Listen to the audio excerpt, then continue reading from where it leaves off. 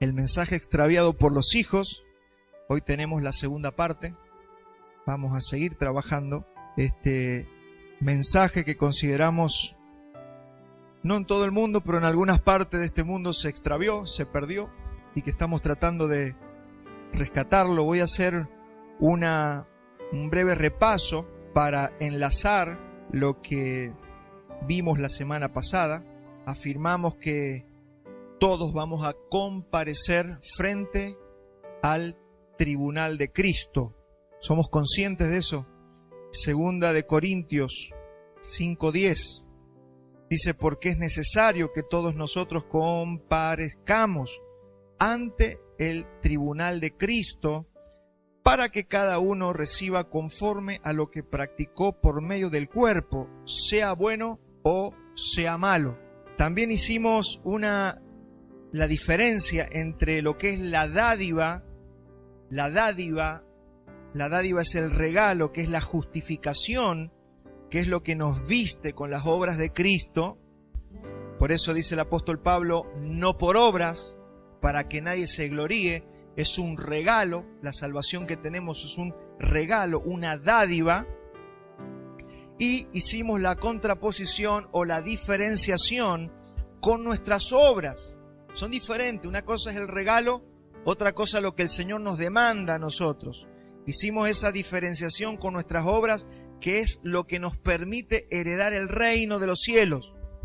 Por eso usted va a leer en Apocalipsis 7 veces, dice el Señor Jesucristo: yo conozco tus obras, yo conozco tus obras. A todas las iglesias le dice: yo conozco tus obras. Fíjese que ahí no está hablando de la salvación eterna, está hablando de cómo ellos corrieron la carrera, cómo ellos obraron mientras estuvieron en el cuerpo. Y es importantísimo saber que es diferente el ser salvos a heredar el reino de los cielos. Acá hay un punto teológico donde gran parte del cristianismo ha hecho una confusión. Muchos han unido esos dos términos y han creído que es lo mismo: ser salvo y heredar el reino de los cielos. Pero son dos cosas totalmente diferentes, y eso es lo que estamos trabajando en estos días.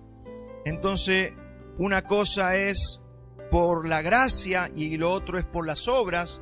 Uno es un regalo, lo otro es una recompensa. Fíjese la diferencia, es abismal. Yo no entiendo por qué tantas veces confundimos esos dos términos. Una cosa es la salvación, que es por gracia, otra cosa son las recompensas, que es por obras, y que tiene que ver por cómo nosotros caminamos en esta tierra. Y también hablamos sobre los galardones, los premios que nos iban a ser dados por las diferentes obras que nosotros hacíamos y que el Señor nos pide que nosotros hagamos mientras estamos en este cuerpo. Y hablamos de 3 coronas: la corona de justicia, la corona de gloria, la corona de vida. Son diferentes premios, galardones o recompensas que vamos a recibir conforme nosotros hayamos accionado, hayamos vivido en esta tierra. Hermanos, no puede haber una recompensa para algo que nos fue dado gratis.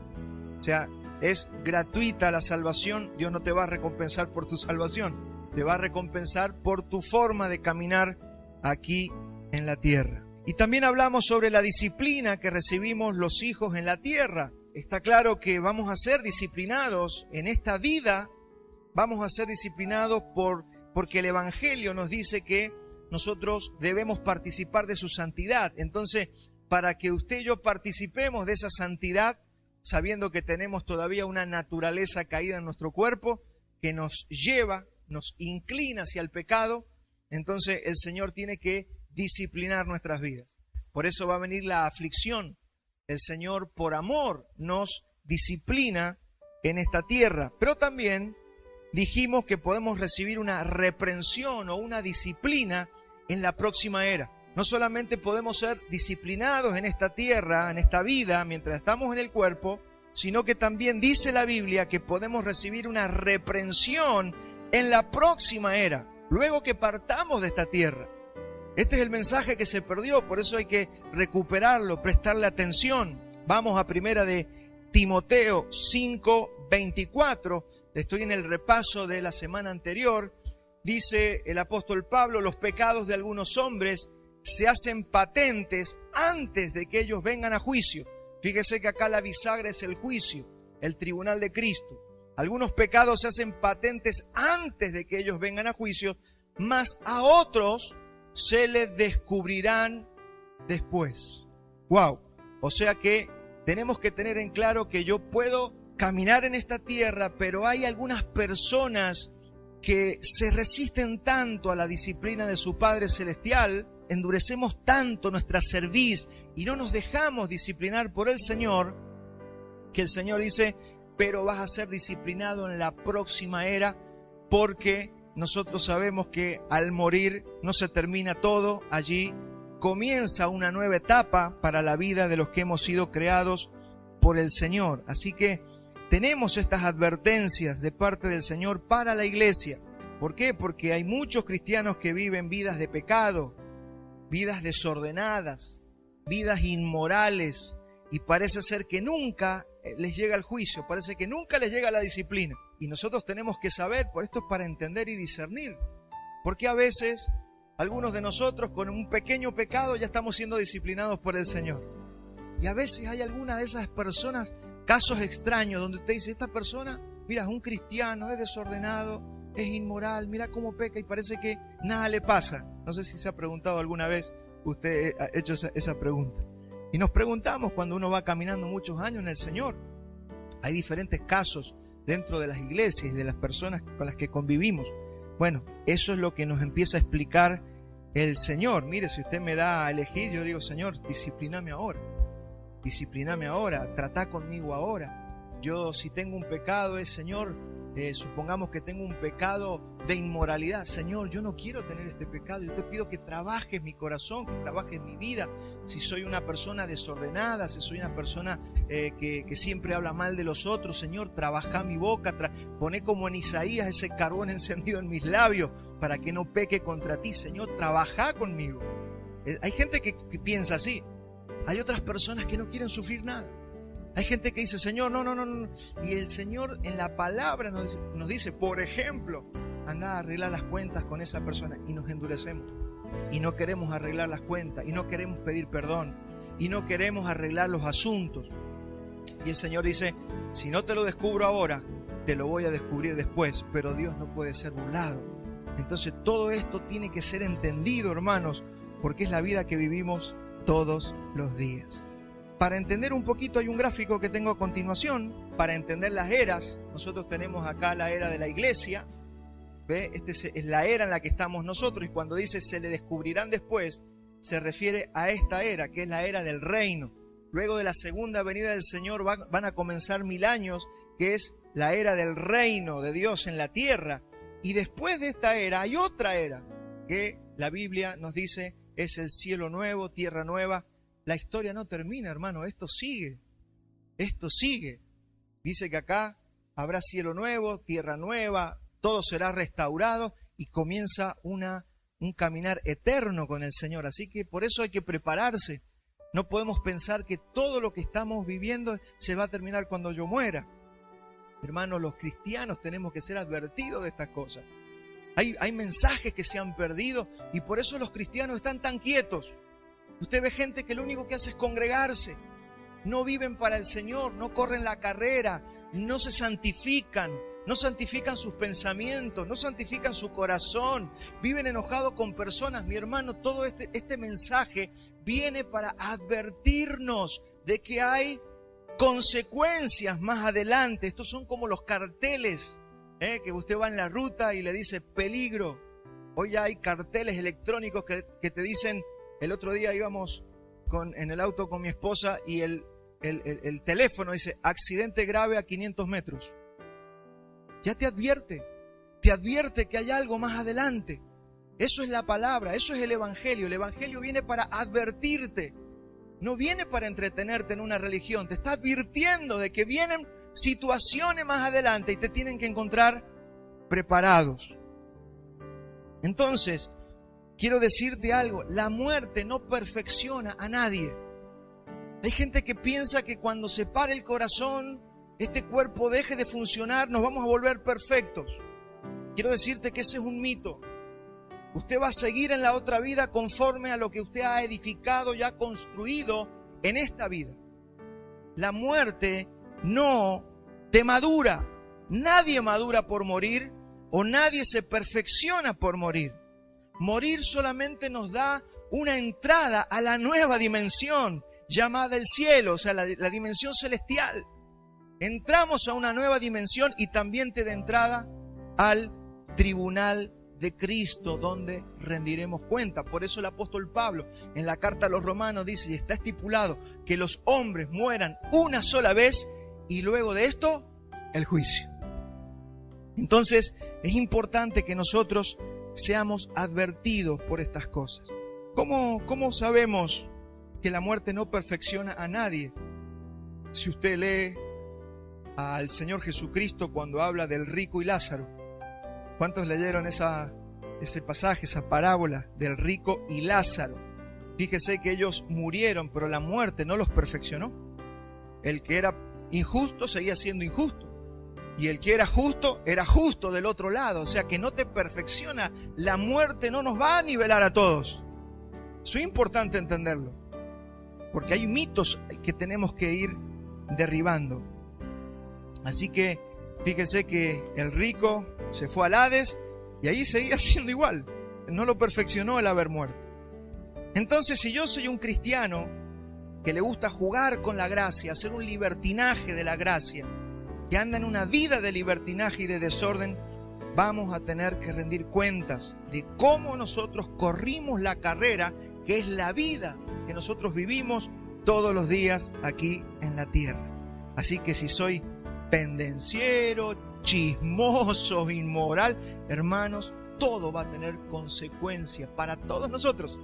Acá no hay nadie que se vaya a salvar del tribunal de Cristo. Y es el tema que estamos viendo, la doctrina que estamos aprendiendo en este tiempo, el tribunal de Cristo. Hay una advertencia en la carta a los Hebreos, Hebreos 12:14, dice: seguid la paz con todos.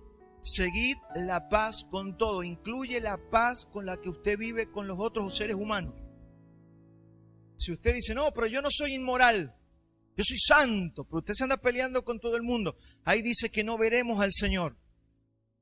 O sea, la paz con tus hermanos está siempre bajo la lupa del Señor. El Señor escudriña nuestras vidas si andamos enojándonos con todo el mundo. Hay personas que están tan llenas de enojo, de ira, porque vaya a saber qué les pasó, los dañaron, los hirieron y andan enojados con todo el mundo. Hermano, este es el tiempo para arreglar el corazón, este es el tiempo para solucionar nuestras vidas. Yo sé que todos vamos a sufrir o hemos sufrido en esta tierra. A todos nos despreciaron, nos menospreciaron, tal vez nos abandonaron, alguien nos dejó. Hermanos, eso es la ley, lamentablemente, la ley de la vida en esta tierra por causa del pecado. Pero eso no te da el derecho de estar enojado con todo el mundo, de estar resentido toda la vida, de vivir con raíces de amargura. Esa es nuestra responsabilidad. El Señor perdonó a quienes le crucificaron. Esteban perdonó a quienes lo apedreaban. ¿Por qué? Si no tuviera poder esa oración, ellos no la hubieran hecho. Padre, perdónalos porque no saben lo que hacen. No es una linda frase para quedar bien. Padre, perdónalos es extender misericordia sobre aquellos que nos hicieron daño. Tiene poder esa oración. Porque usted tiene dos cosas, o le dice, Señor, mira lo que me está haciendo esta persona. O usted puede decir, Señor, perdónalo porque no sabe lo que hace. Las dos oraciones son válidas. El Señor es nuestro vengador, pero hay misericordia que triunfa sobre el juicio, como vamos a terminar hoy el mensaje. Simplemente me adelanté para poder explicar esto. Pero tenemos que aprender a vivir. Hermanos, todos pecamos en esta vida. Así como alguien pecó contra usted, usted alguna vez pecó contra alguien. Y seguramente usted quisiera recibir misericordia alguna vez. Entonces, tenemos la posibilidad de resolver las cosas. ¿Cuándo? Ahora que estamos en esta tierra. Que si mi desobediencia traspasa los límites, esto también lo vimos la semana pasada, que hay algunos cristianos que su desobediencia puede traspasar ciertos límites y la Biblia le llama a eso pecado de muerte. Eso pertenece al Nuevo Pacto, perteneció al Antiguo Testamento, pero también pertenece al nuevo pacto, por eso los llevo ahora a 1 de Juan 5:16. Dice el apóstol Juan, si alguno ve a su hermano, fíjese que esto es una cuestión entre cristianos. Acá no hay incrédulos, acá no hay impíos, acá no hay cizaña. Dice, si alguno ve a su hermano cometer pecado que no sea de muerte, pedirá y Dios le dará vida. Esto es para los que cometen pecado que no sea de muerte. Pero hay ciertos pecados, hermano, hay ciertos pecados. Después otro día vamos a profundizar más. Hoy no podemos profundizar en esto. Pero hay ciertos pecados que son pecados de muerte, donde el Señor dice, no oren por esa persona. Ya no oren por esa persona. Esto me recuerda cuando yo era jovencito y oraba en una situación, y me acuerdo que pasaba algo en la iglesia y yo iba a orar todas las noches y el Señor me prohibía orar por una persona. Me prohibía orar, yo no sabía por qué. Hoy lo entiendo. Mire, pasaron más de 15, 20 años. Hoy entiendo por qué el Señor no me permitía orar por esa persona. Me permitía orar por todos los hermanos de la iglesia. Cuando yo iba a orar por esa persona, sentía que no tenía que orar, porque esa persona había entrado bajo el juicio de Dios. Y cuando Dios toma a una persona bajo juicio, por más que ore toda la iglesia, vamos a estar orando en contra de la voluntad del Señor. Es como decirle, Señor, te pedimos por Ananías y Zafira. Oh Padre, vamos a resucitar a Ananías y Zafira. No, porque es juicio de Dios, no se meta allí. Esto es lo que tiene que venir a la iglesia para que cobremos temor, porque de esto dependen nuestras vidas. Depende cómo vas a vivir en esta tierra. Entonces, estos son los versículos y pasajes que fueron olvidados por la iglesia y es la causa, creo yo, de tanto libertinaje en los cristianos. Tantas cosas que se permiten o que nos permitimos en nuestra vida porque se perdió.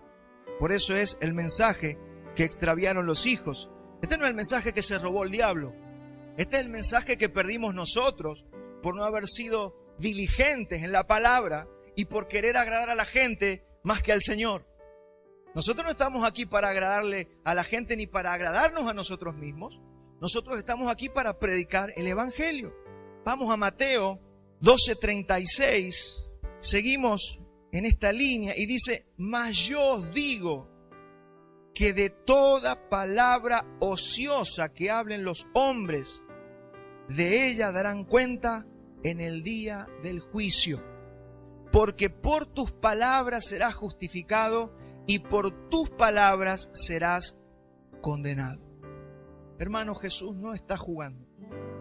Jesús aquí no está hablando de tu salvación, porque si eres un cristiano ya eres salvo y la tienes.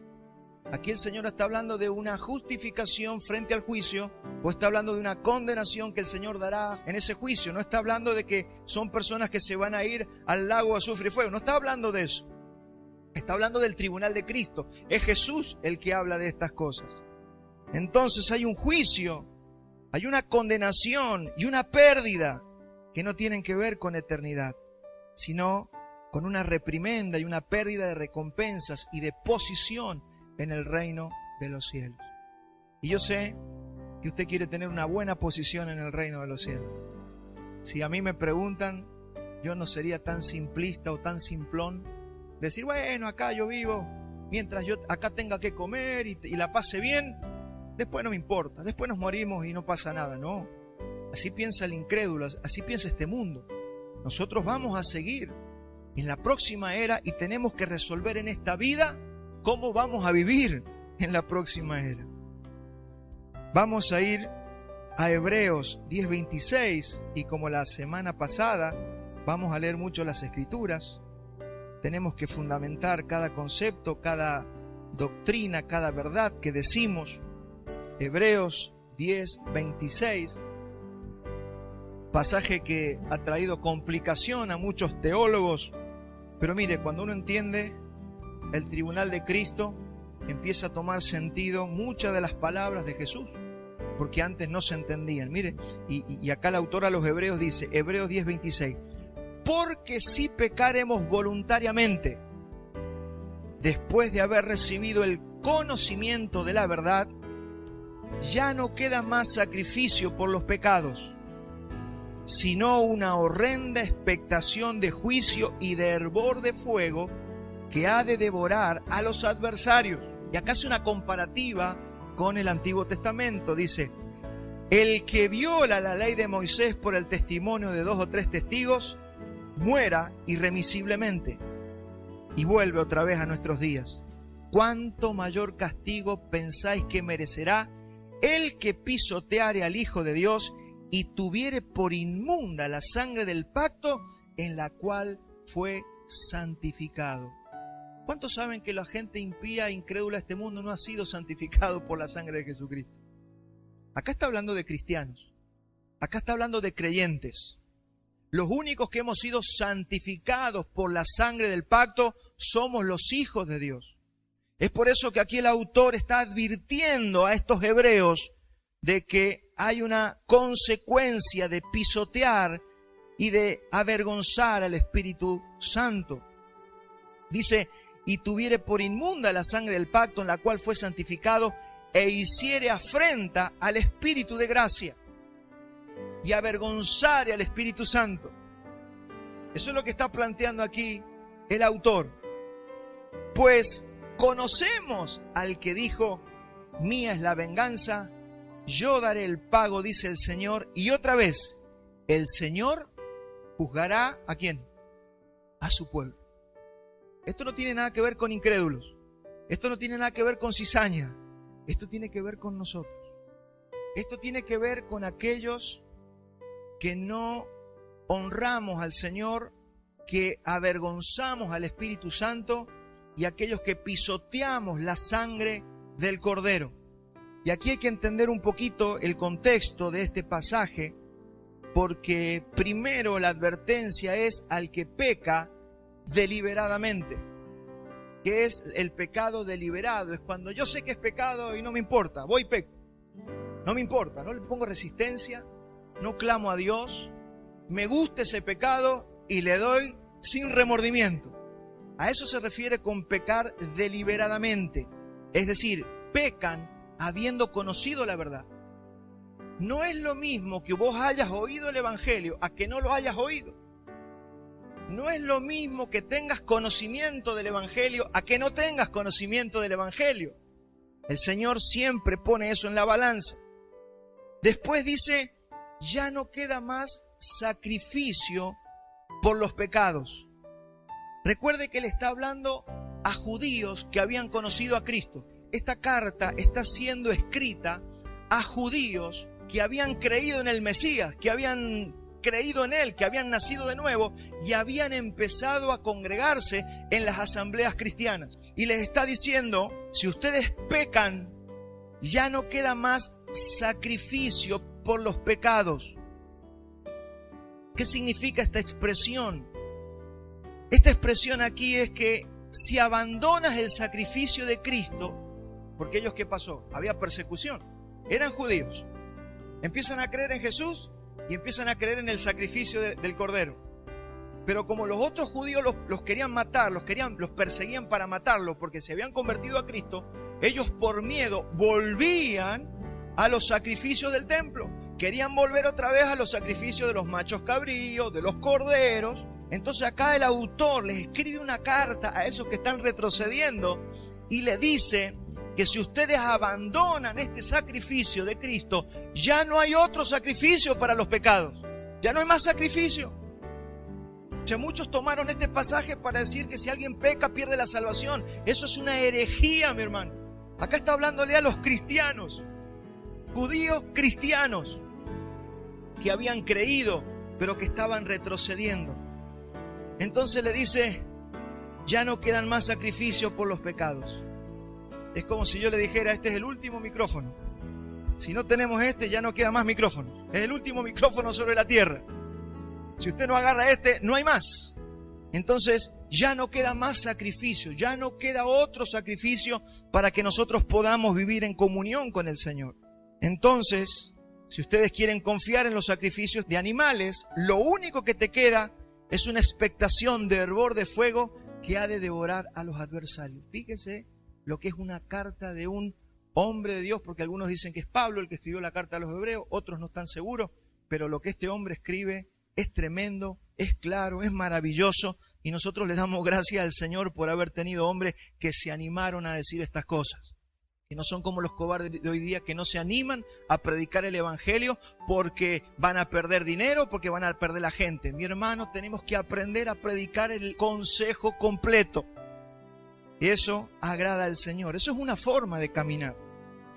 Y luego termina siendo una comparación con los hebreos del Antiguo Testamento, como le dije recién, que pecaban dejando al Señor y se iban tras los ídolos.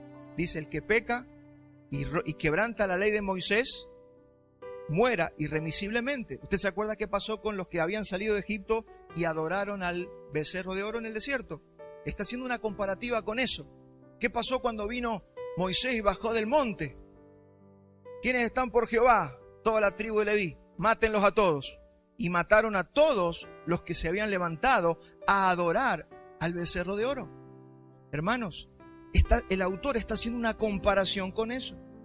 Entonces trae a nuestros días el pecado de muerte que tan oculto ha estado tantas veces, que no es que te vas a la perdición eterna, sino que el pecado de muerte puede ser que nosotros por idólatras podamos entrar bajo un juicio de Dios, donde ni la oración del pastor, ni la oración de la iglesia, ni la oración de nadie nos va a poder sacar de esa situación.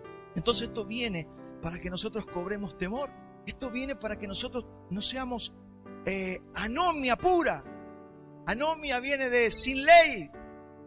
No, hoy no estamos bajo la ley mosaica. Sí, pero ¿bajo qué ley estamos? Bajo la ley de Cristo. Y la ley de Cristo es la que regula todas estas cosas. Por eso es tan importante cobrar temor. Estas cosas nos van a dar temor. Mire, no hay nada mejor que cobrar temor de Dios. ¿Y sabe qué?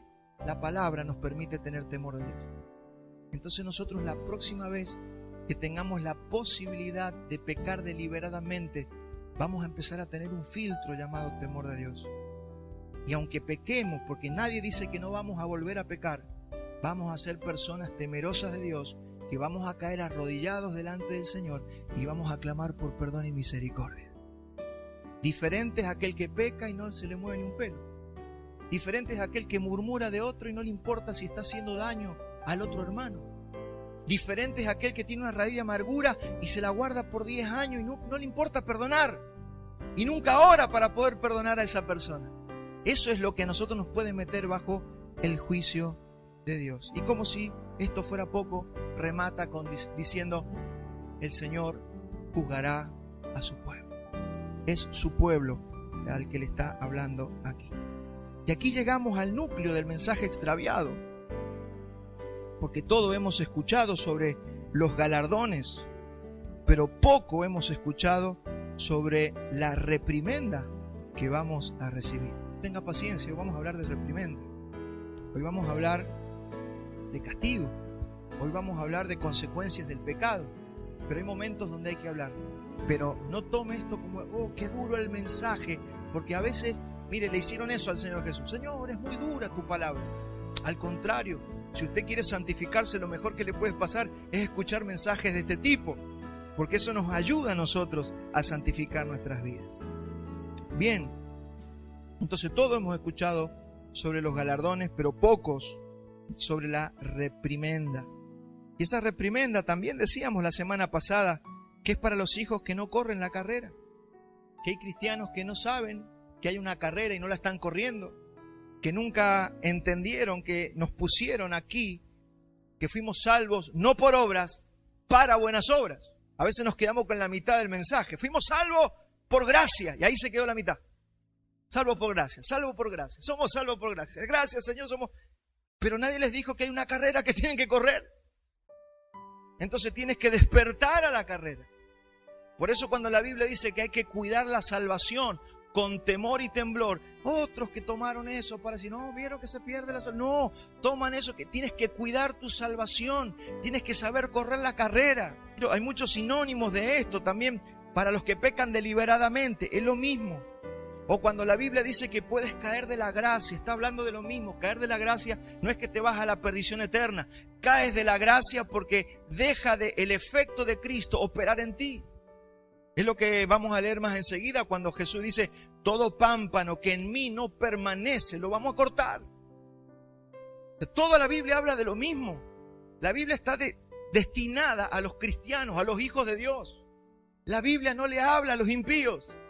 Está como testimonio para este mundo, pero nos habla a nosotros y sobre todo Jesús, que predicó el Evangelio del Reino. Se lo está diciendo a sus discípulos. Y lo mismo significa la expresión de Cristo os desligaste.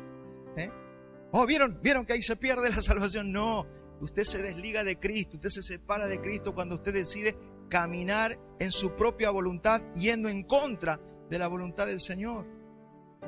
Claro que podemos ser cortados, pero no de salvación eterna. Somos cortados del reino, somos cortados de la comunión, podemos ser cortados del cuerpo. Cuando el Señor dice, te vomitaré de mi boca, ¿a qué se refiere? No te está diciendo que te pierdes. Yo tengo que traer todos estos conceptos, porque la gente tiene conceptos o frases que no entendió y las mete todas en el mismo lugar o se confunden. Entonces tenemos que traer la aclaración pertinente. Entonces cada uno de estos términos que yo acabo de leer se refieren a lo mismo. Dios no puede ser burlado. Vuelvo a retomar, Él te dio una justificación como dádiva, como regalo. Eso es una dádiva, pero te dará el reino si corres la carrera y no abandonas. Vamos a ver 3 puntos en lo que resta de la mañana y después esos 3 puntos vamos a terminar. Son los 3 estadios del tribunal de Cristo. Primero, vamos a ir al juicio o al día del Señor. Vamos a enfrentar al Señor en ese juicio, en ese tribunal. Segundo, se van a dar las recompensas y se nos permitirá el ingreso a las bodas del Cordero. Y tercero, vendrán las reprimendas, la pérdida y el castigo. Eso es todo lo que va a pasar en ese día. Estamos en el punto del tribunal de Cristo. Vamos a ver el punto número 1, que es el juicio o el día del Señor. Eso lo encontramos en 1 Corintios 3:11. Dice, porque nadie puede poner otro fundamento que el que está puesto, el cual es Jesucristo. ¿Cuántos acá tienen el fundamento ya puesto? Son todos los salvos, los que nacieron de nuevo. Tienen el fundamento. El fundamento es Jesucristo y edificamos sobre Cristo. No se puede edificar sobre una persona que no tiene a Cristo. Por eso cuando usted ve personas que parecen cristianos, que están en las iglesias, pero que escuchan la palabra 5, 10, 15, 20, 30 años, usted dice, acá no hay salvación, no hay fundamento, porque todas las piedras que ponemos no edifican. No está siendo edificado, no se puede edificar sobre un fundamento que es humano, sobre un intelecto, sobre un deseo de la persona de ir a la iglesia. No, hasta que no hay un nuevo nacimiento y no viene Cristo a vivir en esa persona, no se puede edificar sobre esa persona. Eso es lo que yo tengo que ver. Por eso a lo que se refiere, examínense si Cristo está en ustedes. Examínense. Vean si están viendo edificación en sus vidas. Vean si sus oraciones surten efecto. Vean si la palabra los va haciendo madurar.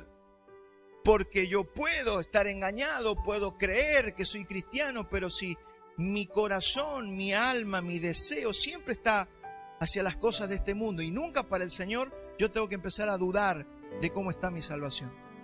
Tengo que buscar hermanos maduros, tengo que arreglar mis cuentas con el Señor, no sé. Pero tenemos que ver si realmente estamos en la verdad, porque si estamos en la verdad va a haber crecimiento. Si usted tiene un bebé, el bebé llora y pide comida. ¿Por qué? Porque ha habido un nacimiento. Si usted tiene un nuevo nacimiento, su espíritu le va a pedir comida. Va a llorar pidiendo la alimentación que viene de parte del Señor, para que nos ayude a entender si realmente estamos en Él. Y dice, y si sobre ese fundamento alguno edifica oro, plata, piedras preciosas, madera, heno, hojarasca, la obra de cada uno se hará manifiesta, porque el día la declarará. Pues por el fuego será revelada, y la obra de cada uno, cual sea, el fuego la probará. Si permaneciere la obra de alguno que sobreedificó, recibirá recompensa. Y si la obra de alguno se quemare, él sufrirá pérdida, si bien él mismo será salvo, aunque así como por fuego. ¿Cuál es el riesgo que corremos también? Una cosa es que yo no me haya convertido y por eso no puedo edificar.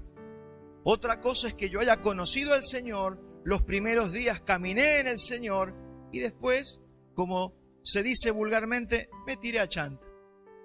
Ya no oro, ya no me importa, se enfrió el corazón, se apagó el espíritu. Hoy los domingos leo la Biblia cada tanto, me gusta ir a un recital cristiano, pero mi hermano, de eso no se trata la vida en Cristo. Se trata de la edificación, de los que estamos edificando, de qué material se está construyendo en mí.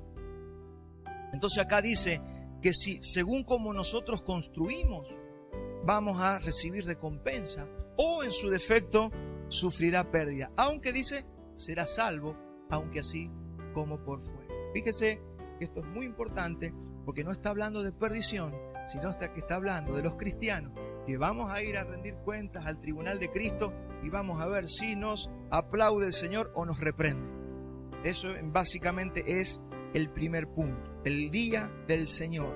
Pasamos al segundo punto, que son las recompensas. Acá se pone interesante la cosa. Las recompensas y el ingreso a las bodas.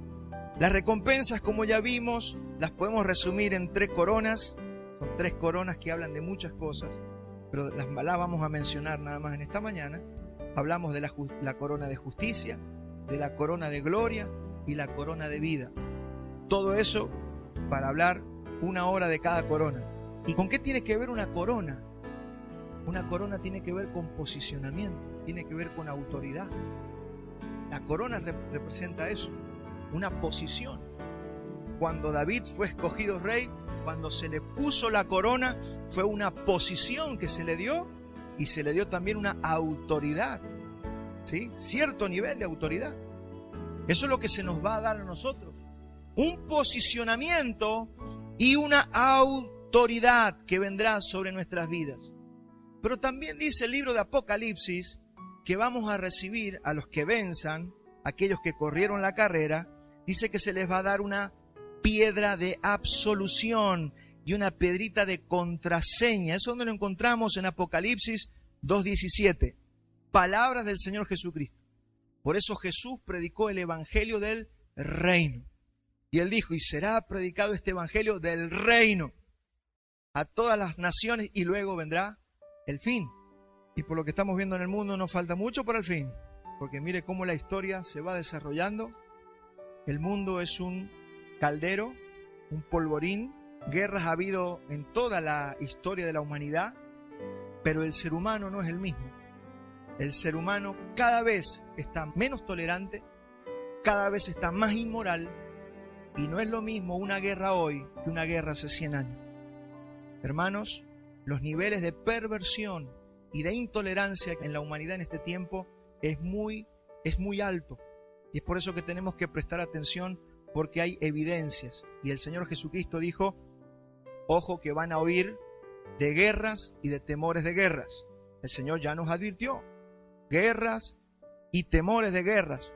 Todavía no es el fin, pero ya empiezan las contracciones. A ver, las mujeres que tuvieron hijos, cuando empiezan las contracciones, viene una contracción y según el tiempo que tarda la otra contracción, se empieza a determinar cuánto falta para el nacimiento. Cuando ya las contracciones son muy seguidas, parece que se acerca el momento del alumbramiento.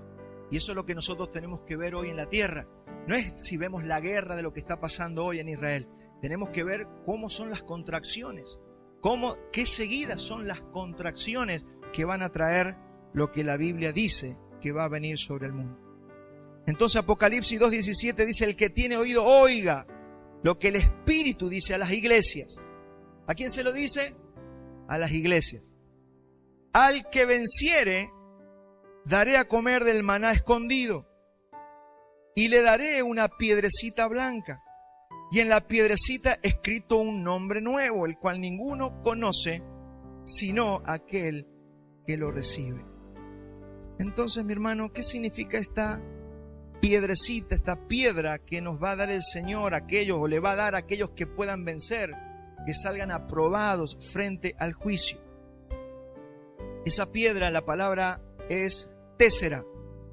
Y es una piedra o un elemento de metal también en algunos casos. Tengo aquí una imagen, si multimedia la puede poner, porque en Roma y en Grecia se utilizaba una piedra de absolución de color blanco. Cuando te daban la piedra blanca significaba que estabas absuelto, no inocente, absuelto. Es decir, se te perdonó, estás absuelto. Y también había una piedra negra que decía que eras culpable. Esas piedras que se daban eran como una contraseña o como una credencial que servían para ingresar al palacio del César. Usted no podía entrar al palacio del César, hola, vengo a verlo al César. No, usted tenía que tener la contraseña. A usted le tenía que haber dado algo que le permitiera entrar. El Señor Jesús está haciendo una comparación con el templo en el cielo. Dice que luego del tribunal de Cristo, si salimos aprobados, se nos dará una piedra, una contraseña que nos va a permitir entrar a los salones de las bodas del Cordero. Era también una contraseña honorífica, o es también llamado el sello de la amistad para ingresar al templo del cielo. Hermanos, solamente con esa piedrecita blanca, solamente con esa contraseña, se puede ingresar al recinto donde se celebrarán las bodas del Cordero. Y dice que luego de ese juicio vamos a ingresar a las bodas, y el Señor prometió que allí nos iba a dar de comer del maná escondido en el cielo. El Señor le da entendimiento en todo. Yo no tengo todos los detalles, yo puedo transmitir lo que la Escritura dice. Dice que vamos a comer del maná escondido, y que también dice que vamos a tomar de la copa junto con el Señor. ¿Dónde está eso, pastor? Vamos a Mateo 26, 27. Cuando el Señor Jesús toma la cena con los apóstoles, la última cena antes de ser crucificado, Él dice estas palabras, Mateo 26, 27, y tomando la copa y habiendo dado gracias, les dio diciendo, bebed de ella todos, porque esto es mi sangre del nuevo pacto, que por muchos es derramada para remisión de pecados. Y os digo que desde ahora no beberé más de este fruto de la vid hasta aquel día en que lo beba de nuevo con vosotros en el reino de mi Padre. El Señor dijo, cuando esté otra vez con ustedes, cuando vuelva a estar con ustedes, con los vencedores, voy a volver a tomar de esta copa. Vamos a volver a sentarnos a la mesa. Vamos a comer del maná escondido en el cielo. Vamos a celebrar juntos. Nos vamos a casar porque ustedes fueron los vencedores, porque ustedes fueron los que decidieron correr la carrera, porque ustedes fueron los que se gozaron en mí y no amaron este mundo. Con ustedes yo me quiero casar, dice el Señor. Ustedes serán la esposa que yo elegí, que es la iglesia. Hermano, por eso cuando hablamos de la iglesia no son todas las personas que están en las congregaciones. La iglesia, tengo que decirte, no somos todos. La iglesia son aquellos que hemos sido llamados. Por eso el Señor dice, muchos son los llamados y pocos los escogidos. No está de vuelta, no está hablando de salvación eterna allí. Está hablando de los escogidos para que sean su esposa, para casarse, para gobernar con él durante todo el reino milenial. Y dice también que a esas bodas tenemos que entrar con vestiduras adecuadas. No se puede entrar vestido de cualquier manera. Cuando usted lo invita a un casamiento, se pone lo mejor que tiene. Se viste bien, te quiere ir bien presentable, le gusta vestirse bien para una boda, sobre todo si usted ama a las personas que lo han invitado. Y en Mateo 22:11, por eso yo le digo que si se pierde este mensaje, perdemos todo el entendimiento de los 4 evangelios. El 80% de los evangelios no se entiende, las palabras de Jesús no se entienden si no entendemos el tribunal de Cristo. Por eso todas las parábolas quedan allí como, ¿y qué quiere decir con esto? ¿Qué quiso decir Jesús con estas cosas? Ahora vamos a ver algunas parábolas. Mateo 22:11. Son todas parábolas que enseñó el Señor Jesús. Dice, y entró el rey para ver a los convidados y vio allí a un hombre que no estaba vestido de boda. Y le dijo, amigo, ¿cómo entraste aquí sin estar vestido de boda? Mas él enmudeció. Imagínese ese momento, trasládese, usted está ahí en las bodas, pero parece que se coló. Y dice, amigo, ¿cómo entraste aquí sin estar vestido de boda? mas él enmudeció. Entonces el rey dijo a los que servían: atadle de pies y manos y echadle en las tinieblas de afuera. Allí será el lloro y el crujir de dientes, porque muchos son los llamados y pocos son los escogidos. Esta persona había sido llamada, pero no fue escogida para estar en las bodas del Cordero. ¿Sabe por qué? Porque no estaba vestido correctamente. Y esa vestimenta también la Biblia, porque usted, si quiere entender la Biblia, tiene que entender que Biblia explica Biblia. Esto no es interpretación del pastor. Para el pastor la vestidura significa tal cosa y para el pastor de la otra cuadra significa otra. No, hay que preguntar qué significa para la Biblia. La Biblia te tiene que responder qué son las vestiduras. Bueno, ya lo hemos dicho, son tus obras, son tus acciones. Y acá es importante entender que usted ya tiene vestiduras blancas. Todos los que nosotros hemos creído en el Señor, se nos dieron vestiduras blancas. El Señor ya nos lavó, ya nos limpió. Tenemos vestiduras blancas, que es por la justificación. Pero ahora dice, hay otro nivel de vestiduras que la Biblia dice que se llama lino limpio, finísimo y resplandeciente. También hay una opción que nos puede pasar de tener vestiduras manchadas y sucias, y por esa causa nosotros no heredaremos el reino o no entraremos a las bodas. Vamos a verlo en la Biblia, Apocalipsis 19:8. Acá está hablando de la iglesia. Dice, y se le ha concedido a ella, ¿a quién? A la iglesia, que se vista de lino fino, limpio y resplandeciente. ¿Por qué? Porque la iglesia ya tiene vestiduras blancas. Pero ahora a los salvos se les ha concedido, a vos se te ha concedido, ya se te dieron vestiduras blancas el día que recibiste la dádiva, la salvación. Pero ahora se te ha concedido de que te vistas de lino limpio, finísimo y resplandeciente. Porque el lino fino, ¿qué es? Dígalo usted, iglesia. Las acciones justas de los santos. ¿De qué estamos hablando? De obras. Estamos hablando de tu justicia. Estamos hablando de cómo nosotros caminamos acá en la tierra. ¿Cómo es tu proceder en esta tierra? ¿Cuáles son tus obras? Eso es lo que te va a vestir de lino fino, limpio y resplandeciente. Porque la otra vestidura, que es la vestidura de base, ya la tienes, que son las vestiduras blancas. ¿Cuántos dicen amén? ¿Dónde está la iglesia? Esto es lo que el Señor nos está diciendo, porque quiere compartir la eternidad con nosotros. No quiere que te pierdas, no quiere que te extravíes allí en la próxima era. Entonces las obras en las que debemos andar ya han sido preparadas, dice la carta a los Efesios del apóstol Pablo, y ahora se trata de obediencia.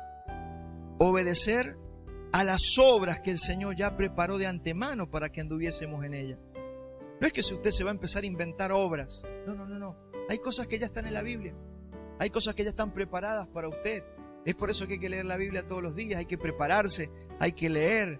Cuando dice que si le das un vaso de agua a un profeta, si puedes perdonar a tu hermano, si puedes amar a tu enemigo. Todos son obras. Son cosas que usted decide. Son cosas que usted decide. Si usted perdona es porque usted decide perdonar. Y si usted no quiere perdonar, es una decisión suya. Porque el Señor dijo, vayan y perdonen. O sea, cuando no perdonamos, somos nosotros los que endurecemos el corazón. Eso es una obra que nos va a ser contada en el tribunal de Cristo. Entonces, para que usted se ubique yo de todo lo que estamos hablando, mientras los vencedores estamos comiendo la cena de las bodas con el Señor, vestidos de lino finísimo y resplandeciente, vamos a estar disfrutando de las recompensas. ¿Se imagina usted en ese recinto del cielo llamado el templo en el cielo, comiendo con el Señor, recibiendo los galardones, diciéndote el Señor, esto es lo que te voy a confiar, esto es para vos, esta autoridad es para vos, esta posición es para vos, gozándonos en esa mesa? Seguramente estarán allí los apóstoles, estarán allí los santos, los mártires del principio, estarán todos los hombres y todas las mujeres que decidieron santificar su vida, aquellos que dijeron vamos a serle fiel al Señor. No, yo no quiero agradarle al mundo, yo quiero agradarle a Dios. Que amen al enemigo. Eso se nos fue dado a todos. El Señor nos va a recompensar a todos conforme a la capacidad que nos dio. Usted no tiene que estar queriendo hacer la obra del apóstol Pablo, porque el Señor dio capacidades y demanda conforme a las capacidades. Así que usted dedíquese a hacer lo que Dios le está pidiendo. No haga ni más ni haga menos. Haga lo que el Señor le pidió, porque el Señor va a demandar conforme a la capacidad que nos dio. Así que nunca, nunca, nunca se compare con nadie, porque usted puede recibir la misma recompensa que el apóstol Pablo, si Pablo hizo lo que se le mandó a hacer y usted hizo lo que se le mandó a hacer. ¿Y cómo sabe eso, pastor? Porque Cristo nos va a dar a nosotros la misma recompensa que él recibe. Somos coherederos con Cristo. Usted y yo vamos a recibir lo mismo. Dice que somos coherederos con Él. La misma porción de pizza que le van a dar al Señor, también te la van a dar a vos. Así que, mi hermano, eso significa ser coheredero. ¿Qué significa si usted recibe una herencia de su abuelita? Dice, usted y sus hermanos son todos coherederos. ¿Qué significa eso? Que todos reciben partes iguales. Eso es la herencia. Eso es el Señor. Entonces, imagínese ese momento. Vamos a Lucas 19, 17. Estamos en el momento de las recompensas. Y dice, Él les dijo, está bien, buen siervo, por cuanto en lo poco has sido fiel, tendrás autoridad sobre 10 ciudades. Vino otro diciendo, Señor, tu mina ha producido 5 minas. Y también a este dijo, tú también sé sobre 5 ciudades. Mire, hermanos, ahí la palabra mina o talento o dracma era una moneda que recibían estas personas, que el Señor les pedía que las multiplicaran, que trajeran el interés. Dice que uno no las multiplicó, le dijo, la hubieras puesto en el banco para que produjera los intereses. Hermano, tiene que ver con administración. Fíjese que esto tiene que ver con administración. Es por eso que la madre de los hijos de Zebedeo, venía la madre con dos de los discípulos. Señor, cuando vengas en el reino, quiero que mi hijo se sienta a tu derecha y mi otro hijo a la izquierda. Ya quería posición para los hijos. No estaba hablando de salvación. Estaba hablando de posición en el reino. Jesús le dice, no te lo puedo decir ahora, eso lo va a decir mi Padre. Pero fíjese cómo ya la Biblia te está diciendo que habrá posiciones, que seremos grandes o pequeños, que el Señor nos dará a nosotros responsabilidades eternas que deben ser maravillosas y que por eso dice también la Escritura y los profetas, cosa que ojo no vio, ni oído yo, ni ha subido a corazón de hombre, son las que Dios ha preparado para aquellos que le aman. Entonces, sí hay posiciones y sí vale la pena santificarse, sí vale la pena servir al Señor, perdonar, sí vale la pena sufrir por causa del Señor. Por eso que la Biblia dice que reinaremos con el Señor por 1000 años. Y por eso también dice que nos ha hecho reyes y sacerdotes para nuestro Dios. Hermano, lo que se viene es maravilloso. ¿Qué está pasando mientras tanto? Mientras tanto, los desobedientes, los que no corrieron la carrera, los que les gustó ser inmoral, los que no quisieron obedecer al Señor, van a estar recibiendo una reprimenda, como ya hemos dicho. Y los que perdieron su recompensa y galardón, dicen que van a ser purificados, como leímos recién, por un hervor de fuego. Acuérdense que este es el mensaje que se perdió. Todo esto está aconteciendo en el cielo, mientras abajo en la tierra los 7 ángeles están derramando las 7 copas de ira. La ira de Dios se está derramando en la tierra y en el cielo estamos nosotros recibiendo las recompensas. Por eso la Biblia dice que aunque hoy te hagan llorar, un día el Señor va a enjugar tus lágrimas, va a limpiar nuestros ojos, vamos a estar con Él mientras los impíos van a estar sufriendo. Los que hoy se divierten, los que hoy se gozan en el pecado, los que hoy dicen, como el famoso dicho, ¿no? Juega hoy, pero paga después. Nosotros hemos tomado otra postura. Es pagamos hoy y jugamos después. Hoy es que hay que pagar el precio. ¿El precio de qué? ¿De la salvación? No, ya lo pagó Cristo. Es el precio de la santificación. Es el precio de no amar este mundo. Es el precio de rechazar al pecado. Entonces, luego de las bodas y de las recompensas, dice la Biblia que el Señor va a tomar un caballo blanco. Y vamos a leer Apocalipsis 19:11. Estoy tratando de hacerlo lo más cronológico posible para que usted lo vaya siguiendo el caminito y lo vaya comprendiendo. Apocalipsis 19:11. Entonces vi el cielo abierto. Esto es después de las bodas. Esto es después de las recompensas. Esto es después de tomar la copa con el Señor. Dice Juan, Entonces vi el cielo abierto y aquí un caballo blanco, y el que lo montaba se llamaba Fiel y Verdadero, y con justicia juzga y pelea. Sus ojos, miren cómo cambió la fisonomía del Señor. Ya no es el Señor que estaba allí con nosotros en las bodas. Ha cambiado su fisonomía. Se ha vestido de guerra. Se ha vestido para venir a tomar la tierra. Todo lo que usted está viendo allí en Jerusalén, los árabes, los musulmanes, que le hacen la vida imposible a los israelitas, todo eso no va a quedar así para siempre. Habrá un día donde el Señor va a posar sus pies sobre la ciudad de Jerusalén y todos los pueblos de la tierra lo van a ver y dirán, ese es el que traspasamos. Los mismos judíos lo van a ver.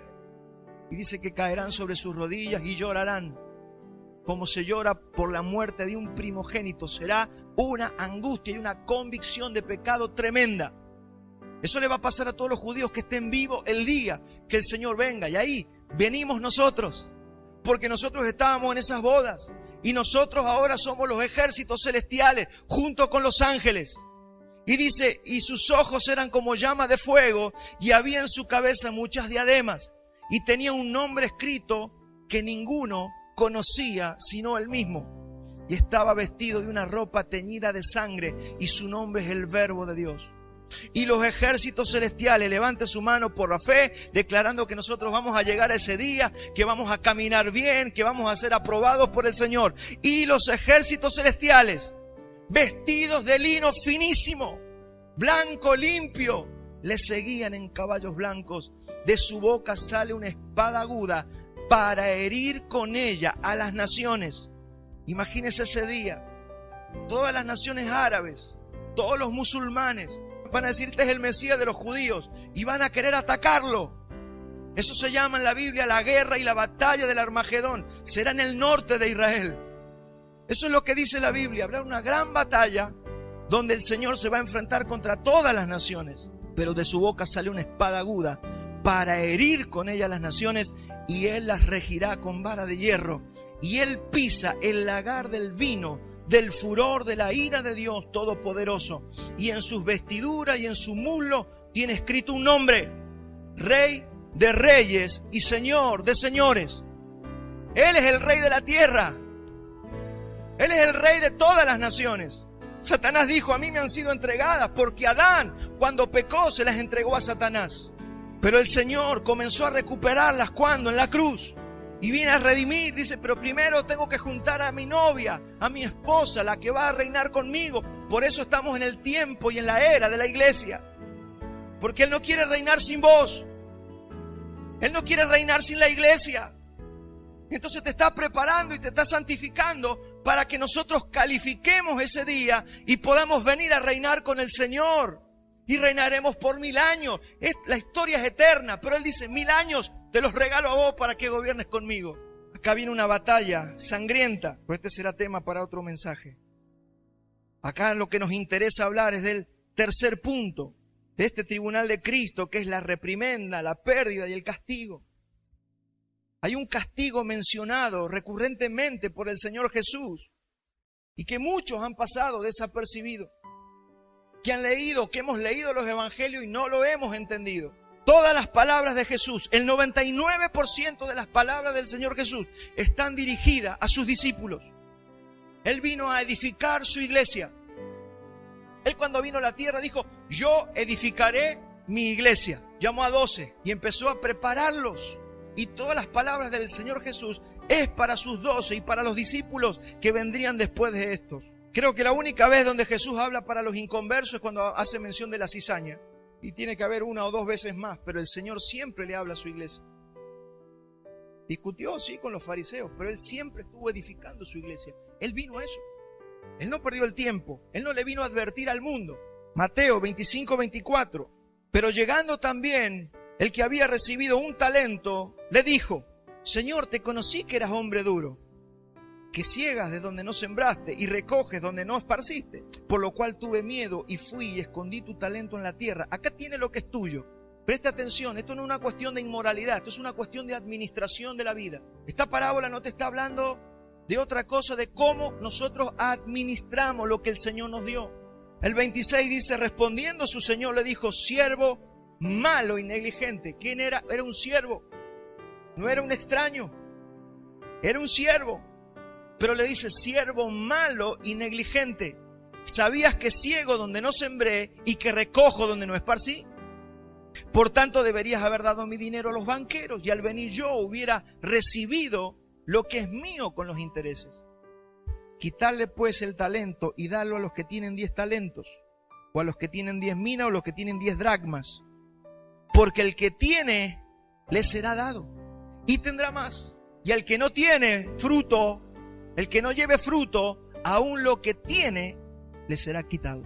Y al siervo inútil, fíjese otra vez, no era inmoral, no era chismoso, no era mentiroso, era mal administrador, siervo inútil, porque se nos dieron cosas para administrar. Echadle en las tinieblas de afuera. Allí será el lloro y el crujir de dientes. Mi hermano, Jesús nos habló a nosotros. El Señor habló sobre nuestra gestión administrativa. Está hablando sobre un siervo, esclavo de Jesucristo. Como dijo Pablo, ¿no? Acá soy Pablo, esclavo de Jesucristo, siervo de Jesucristo. Somos sus siervos, somos hijos siervos. Porque no puedes ser en el nuevo pacto un siervo si no eres hijo. Tienes que ser hijo y luego te vuelves siervo. Por eso tiene fundamento. Una vez que eres salvado, puedes ser siervo de tu Padre y servirle en sus negocios. Un tema de administración. ¿Cuál fue el castigo? Quítenle lo que tiene y échenlo en las tinieblas de afuera, donde hay sufrimiento. ¿Cómo, pastor? Pero se volvió loco, pastor, es lo que dice la Biblia. Dios no le va a pedir cuenta a los incrédulos. ¿Se imagina a Dios pidiéndole cuenta a alguien que no lo conoció nunca? Está hablando sobre sus hijos, sobre sus siervos. Los incrédulos ya están condenados. Así que esta palabra no es para un incrédulo. Esta palabra es para los hijos. Vamos a Lucas 12:45. Y yo voy a poner estas dos parábolas y usted después busque las parábolas. Ya en las casas comenzamos a leer el Evangelio de Juan. Vamos a leer el Evangelio de Juan para las parábolas del Señor. Y va a ser tremendo porque ahora van a cobrar sentido si yo tengo en mente el tribunal de Cristo. Sin el tribunal de Cristo, las parábolas del reino no se entienden.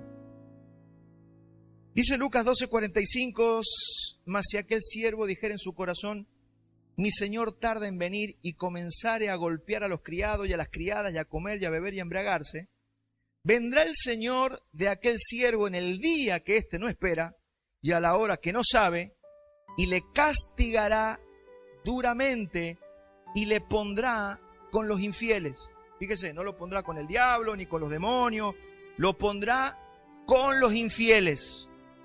Aquel siervo que, conociendo la voluntad de su señor, no se preparó.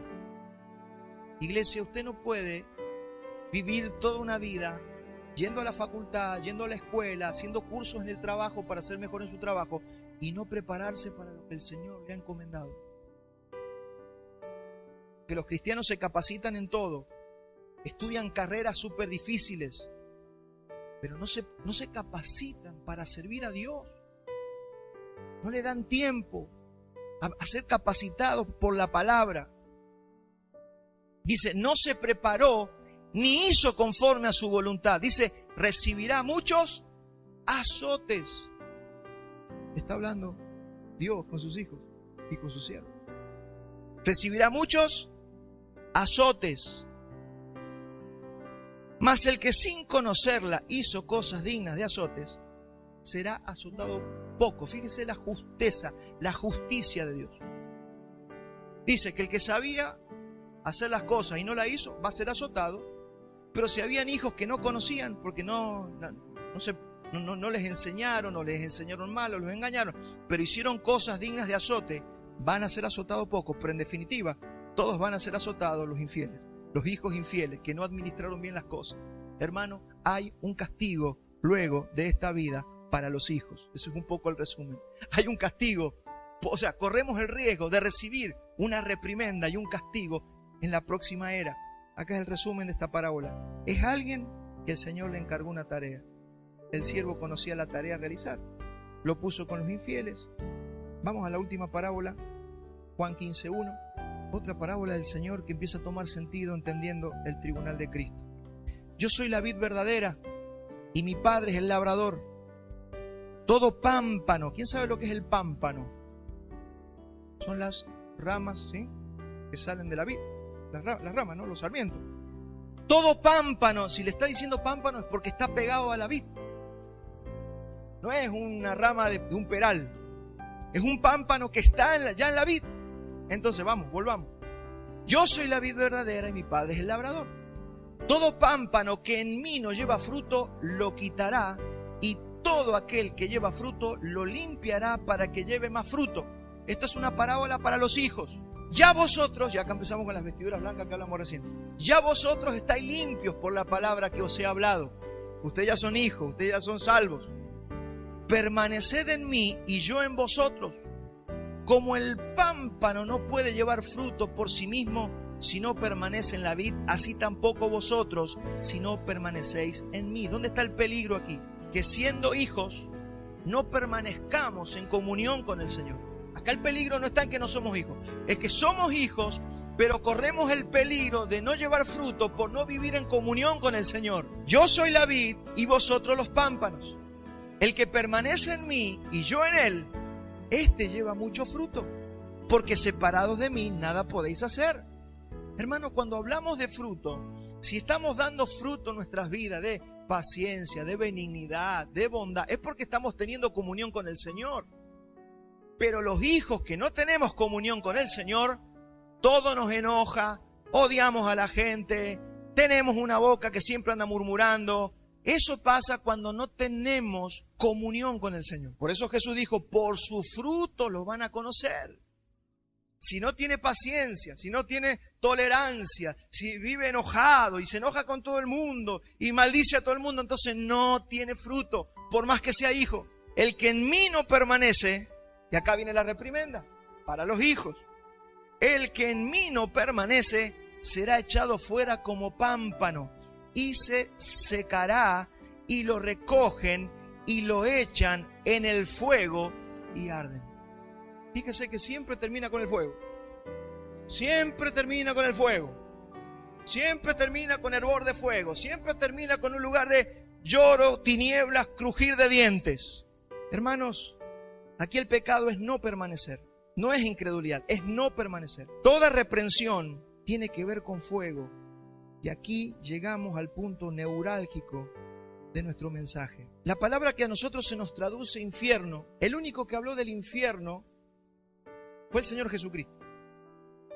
Ninguno de los apóstoles, excepto una sola vez, Santiago, el hermano del Señor, mencionan el infierno, que es la palabra que usted tiene en su Biblia, traducida infierno. Esa palabra se menciona 12 veces. 11 la menciona el Señor Jesús y una vez la menciona Santiago. Esa palabra en el original no es infierno. A nosotros se nos traduce infierno. Pero en realidad, si usted va al original, usted va a encontrar la palabra jena, jena de fuego. Lo que se nos traduce infierno de fuego es la palabra jena de fuego. ¿Qué es la jena de fuego? En los tiempos de Jesús, y los que están con nosotros hace muchos años creo que ya lo han oído, pero siempre es bueno volverlo a hablar. En los días de Jesús había un valle en Jerusalén llamado el Valle de los Hijos de Hinnom. Era un lugar que estaba fuera de la muralla sur de la antigua Jerusalén y servía para quemar basura. Era como un basural, como el que tenemos aquí en Mendoza, que está todo el tiempo prendido fuego y tirando humo. Y ahí se tiraban los perros muertos, algunos cadáveres, el Imperio Romano, todos tiraban la mugre y la basura allí. Y algunos reyes y algunos hebreos, si usted leyó la escritura en el Antiguo Testamento, dice que había una costumbre que cuando adoraban al dios Moloc, hacían pasar sus hijos por el fuego. De esa costumbre de hacer pasar a los hijos por el fuego, que era un ritual pagano adorando al mismo diablo, aunque se llamaban Moloc, Ramfán, todo eso es adorar a los demonios, no es que existan muchos dioses. Entonces Jesús usó esto como ejemplo para hablar de un castigo en el reino para los hijos. Ya que estaba ahí el basural en Jerusalén echando humo todo el tiempo, lo tomó como ejemplo para sus discípulos.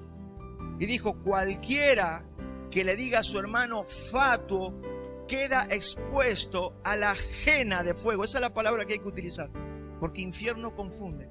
Si usted se compra las Biblias que tienen buena traducción, va a salir la palabra jena de fuego.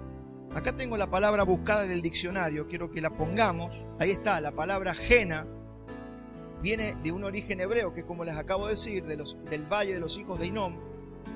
Nada más que se traduce jena al griego y por traducirla al español llegó como infierno. Pero en realidad la palabra que debemos usar, que es desde el griego, es la palabra jena de fuego. No está mal si le decimos infierno, pero hay que saber qué estamos diciendo cuando decimos infierno. Porque si confundimos infierno con lago de azufre y fuego, ya estamos cometiendo un error doctrinal. No es lo mismo. No son las mismas palabras que se utilizan para describirlas. Mateo 5:22. Vamos a ver cómo el Señor usó esta palabra. Mateo 5:22. Y acá vamos a ver cómo el Señor usaba esta palabra. Pero yo os digo, palabras del Señor Jesucristo, que cualquiera que se enoje contra su hermano será culpable de juicio. Y cualquiera que diga necio a su hermano será culpable ante el concilio. Y cualquiera que le diga fatuo, dicen que esa palabra yo no la busqué, pero que es tonto o insulta a su hermano, quedará expuesto a la jena de fuego. Quedará expuesto, las otras traducciones dicen al infierno de fuego. Mateo 5:29. Esto paralelamente nos va diciendo cómo debemos vivir la vida. Cada una de estas parábolas te dice qué cosas son las que el Señor espera de nosotros. Miren Mateo 5:29. Por tanto, si tu ojo derecho te es ocasión de caer, sácalo y échalo de ti, porque más te conviene que se pierda uno de tus miembros y no que todo tu cuerpo sea echado a la jena de fuego. Y si tu mano derecha te es ocasión de caer, córtala y échala de ti, pues más te conviene que se pierda uno de tus miembros y no que todo tu cuerpo se vaya a la jena. Hermanos, estas son advertencias del Señor Jesucristo para sus discípulos. El Señor le está hablando a sus discípulos. No le está hablando a los judíos, no le está hablando a los del Antiguo Testamento, le está hablando a sus discípulos, sean de donde sean y para todas las edades. Tenemos que tener en cuenta lo que el Señor nos está queriendo decir con esto. Nada de esto es para un inconverso o para un incrédulo, es para sus siervos. ¿Qué es la jena o qué es el infierno? Para entenderlo un poquito más en las traducciones actuales. Es un lugar de disciplina y castigo temporal. Es importante que usted sepa que es temporal.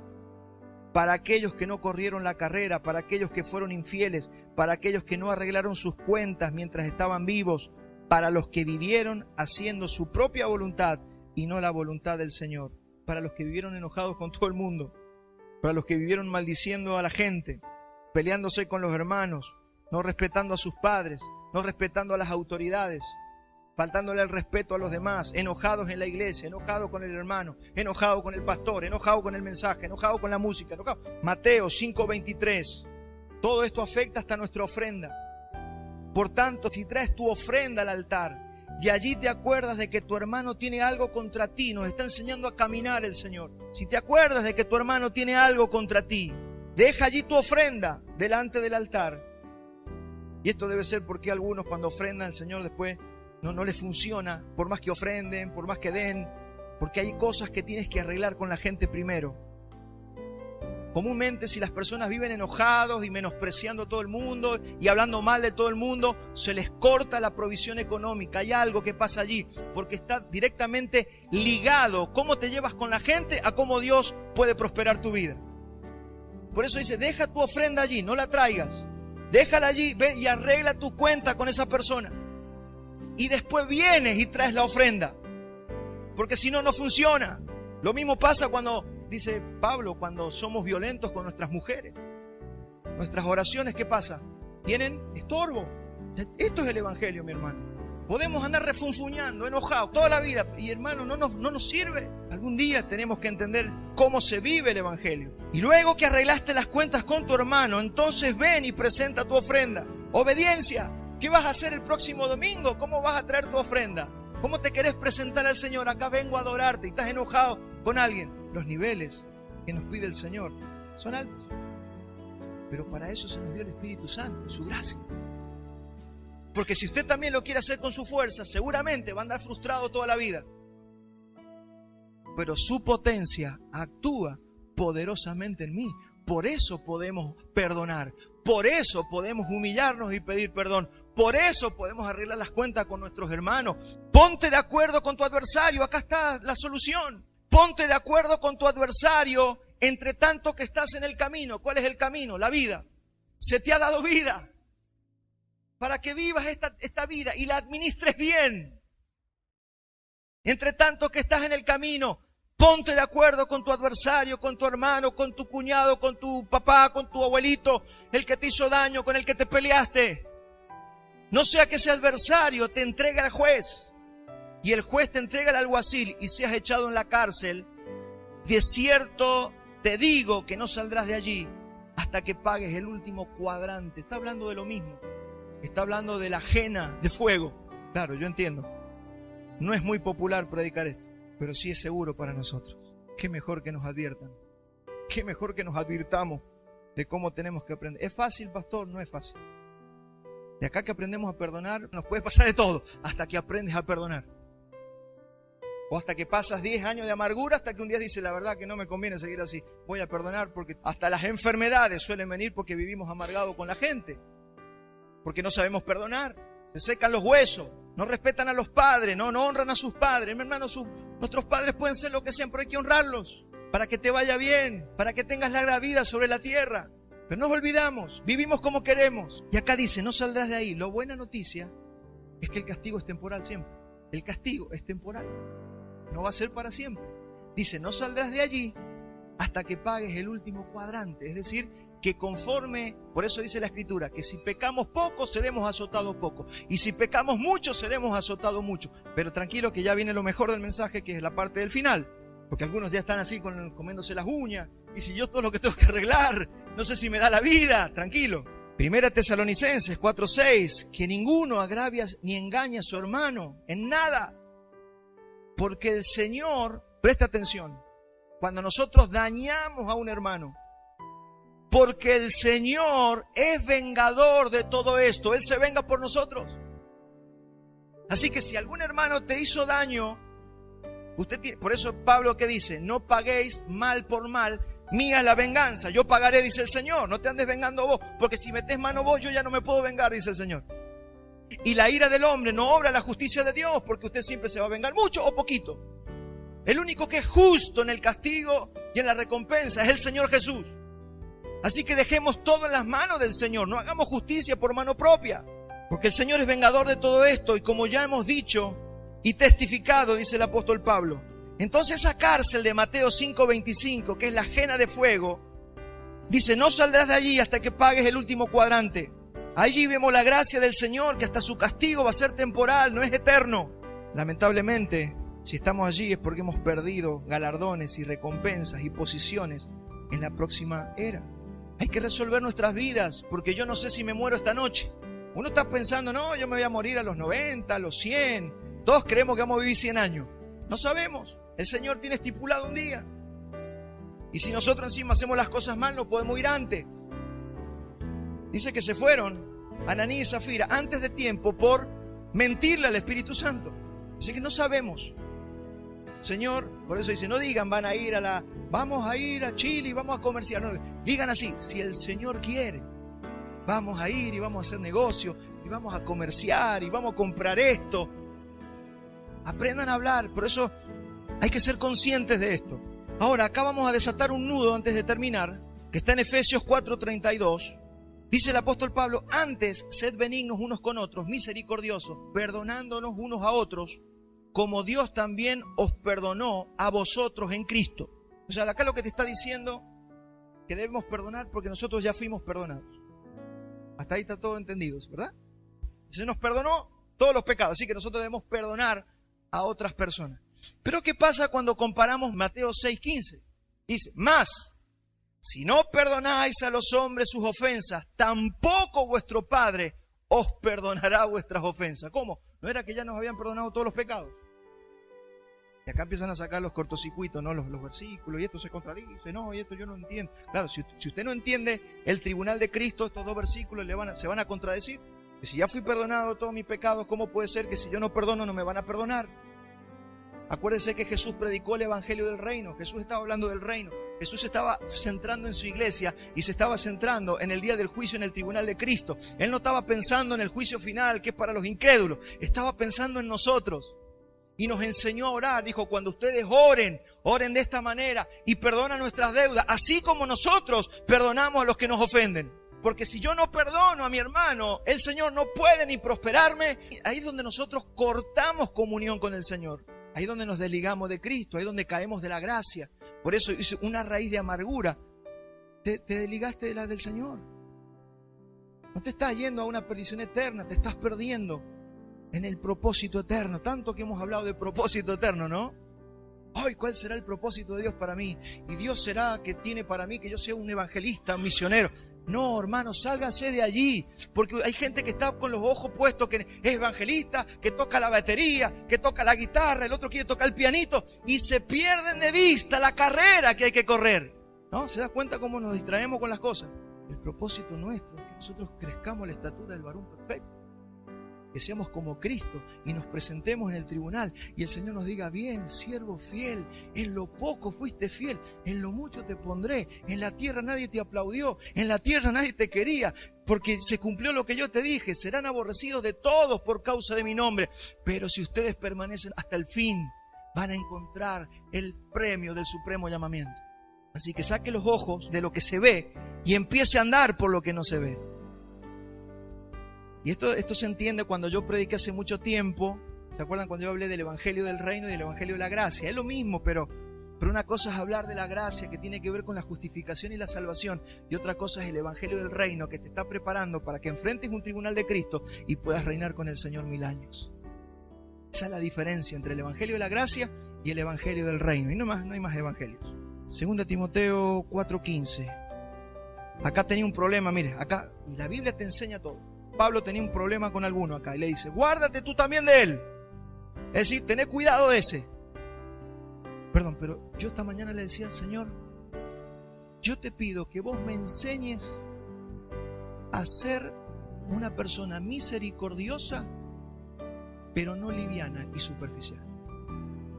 Porque ¿dónde está? Si nosotros queremos ser misericordiosos y buenos y nos transformamos en los buenistas, ¿no? Todo bueno, y nos volvemos totalmente pusilánimes en el reino de Dios y somos injustos muchas veces. Misericordioso y al mismo tiempo justo. Yo tengo que saber tener misericordia, pero tengo que saber confrontar el pecado y denunciar el pecado. Porque con el famoso no juzguéis, en las iglesias nadie le confronta el pecado a nadie. No juzguéis, y se agarraron de allí. No, hermano, yo tengo que tener la capacidad, y para eso hay que orar. Señor, dame la capacidad de ser misericordioso, pero no ser superficial y liviano con el pecado. Eso es algo que Él nos da. Oremos por eso. Entonces Pablo tenía acá un problema con un hermano. Dice, guárdate tú también de él, pues en gran manera se ha opuesto a nuestras palabras. En mi primera defensa ninguno estuvo a mi lado, sino que todos me desampararon. Pablo sufrió estas cosas. Lo dejaron solo. Pero era el apóstol Pablo. Lo dejaron solo. Pero el apóstol, sí, al apóstol Pablo, todos lo dejaron solo. Pero fíjese su misericordia en el corazón. Yo me imagino que él dijo, claro, tienen miedo que los maten a ellos también. Demostraron cobardía. Pero dijo, no les sea tomado en cuenta. Señor, no le tengas en cuenta ese pecado. Señor, nos dé sabiduría para orar de esta manera. Si esa oración no tuviese poder, Él no la hubiera hecho. Señor, cuando vos le decís, Señor, no le tengas en cuenta el pecado, Ayara, no le tengas en cuenta, Él te está oyendo. Te está oyendo. Y supongamos que Ayara me ofendió, pero Señor, no le tengas en cuenta. Dios oye eso. No es para quedar bien con el que te escuchó la oración. Dios te está oyendo. ¿Qué dijo Jesús? Padre, perdónalos porque no saben lo que hacen. ¿Usted se piensa que fue para quedar bien con los que lo oían? Esteban lo estaban apedreando. Padre, perdónalos porque no saben lo que hacen. Ese pecado no les va a ser tomado en cuenta porque Esteban decidió perdonarlos. Después rendirán cuenta por lo que ellos hicieron y pecaron contra Dios. Pero al menos el pecado que era contra Esteban y contra Jesús no les va a ser tomado en cuenta. Y esto nos habla de la misericordia que nosotros tenemos que tener para vivir. Santiago 2:12. Así hablad y así haced, como los que habéis de ser juzgados por la ley de la libertad, porque juicio sin misericordia se hará con aquel que no hiciere misericordia. Acá hay una ley que tenemos que aprender y con esto terminamos el mensaje. Juicio sin misericordia se hará. Piensa en el tribunal de Cristo. Hay un artilugio, una ley aquí, una letra chica, para que nosotros podamos enfrentar el día de mañana al Señor y que no todo el peso de los pecados cometidos venga sobre nosotros. Porque si nosotros somos misericordiosos, se nos va a hacer juicio con misericordia. Pero dice aquí el apóstol Pablo que el Señor, a los que no fueron misericordiosos, no les va a tener misericordia en el día del juicio. Porque acá está la ley. Porque la misericordia triunfa sobre el juicio. Esto es buena noticia. La misericordia triunfa sobre el juicio.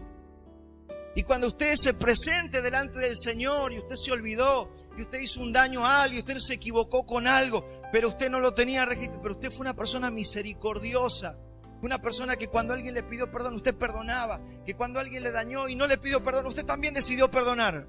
De acuerdo a tu nivel de misericordia, la misericordia también vendrá para con tu vida en el día del juicio. Por eso seamos misericordiosos, perdonemos. Deja de guardar rencor con ese que te hizo daño. Deja de guardar con ese que en el secundario se burlaba y te hizo bullying. Perdone. Todos los días que usted se acuerde algo, suelte a la gente, perdone. Haga misericordia y dígale: Señor, no le tengas en cuenta sus pecados, porque no sabía lo que hacían. Y más si son incrédulos, impíos, no saben lo que hacen. Por eso se le dijo a sus siervos en Mateo 5:7: bienaventurados los misericordiosos, porque ellos alcanzarán misericordia. Y en Lucas 6:36: sed pues misericordiosos, como también vuestro Padre es misericordioso. Amados, acá hay un diamante para que usted y yo sepamos vivir nuestra vida cristiana en la tierra. Porque esto no se trata ni de tener tanto conocimiento, ni de ser los que estamos posicionados en lugares de autoridad. No, se trata de cómo caminamos la vida. No es más el que tiene una posición visible en este tiempo, sino quien tiene un corazón para Dios, quien quiere obedecer a su Padre Celestial. Hay gente que no la conoce nadie, hay gente que está en el anonimato, hay gente que nadie los conoce y son gente que tiene un corazón misericordioso, un corazón de Dios. Hermano, esa gente va, y por eso dice que muchos primeros serán postreros y muchos postreros serán primeros en ese día. Hermano, esto no es ni del más famoso, ni del que sale en el diario, ni del que sale en la televisión. Esto es del que obedece al Señor Jesús. Amén. Creo que se ha entendido la palabra y el mensaje en esta mañana. Amado Padre, gracias. Amén y amén.